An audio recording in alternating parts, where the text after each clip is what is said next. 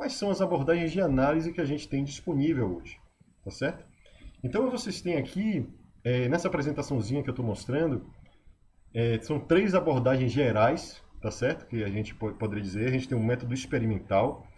O que seria o método experimental? Seria basicamente você fazer um protótipo, criar um protótipo e testar esse protótipo nas condições de trabalho, tá bom? Esse método, ele é o que vai dar uma resposta assim, o mais próximo da real, porque na verdade é o teste com a peça real, né? Muitas vezes, obviamente, você pode usar um protótipo em escala, ou você faz algumas simplificações, mas esse tipo de teste, ele vai dar pra gente um resultado que ele é, assim, como é que eu posso dizer? É o que é a realidade ali daquela situação. Qual é o problema desse tipo de teste? O problema desse tipo de teste é que ele é muito caro. Então imagine, a gente está no contexto de um projeto, a gente está no contexto industrial, não sei, desenvolvendo um produto novo, e você precisa testar várias soluções, vários conceitos que foram imaginados para poder ver se vai passar, não vai passar, se está com um design ótimo ou não.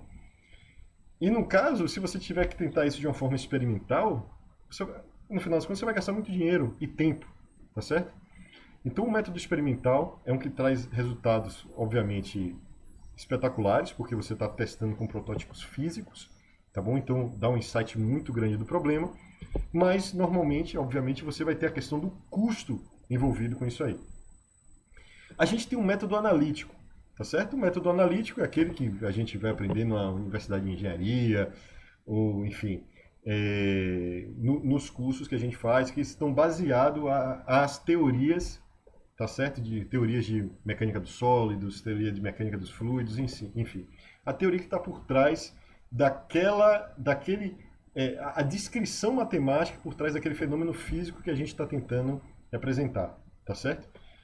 O método analítico, ele é bastante interessante porque, na verdade, assim, a gente tem anos e anos aí de desenvolvimento de soluções, de equações que a gente pode aplicar no nosso modelo. Qual é o problema do método analítico? É que muitas vezes, assim, quando a gente está fazendo, por exemplo, quando a gente está na universidade, né, que a gente está aprendendo diversas fórmulas para fazer aplicações e aí a gente vê aquelas questõezinhas, inclusive, para fazer os treinamentos.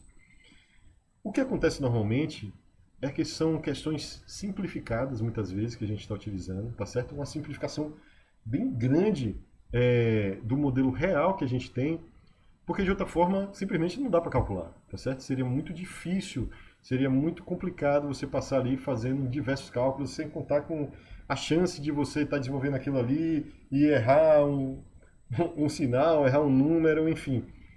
E aí depois de um grande trabalho, um projeto, você pode ter um resultado que ele não é coerente porque, na verdade, simplesmente houve um erro durante esse processo ou simplesmente o problema é complexo demais para representar de um modo analítico, tá bom?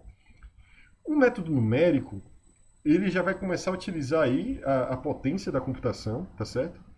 Para tentar trazer um pouco ali daquela nossa teoria analítica e a gente basicamente vai colocar o computador para calcular aquilo ali.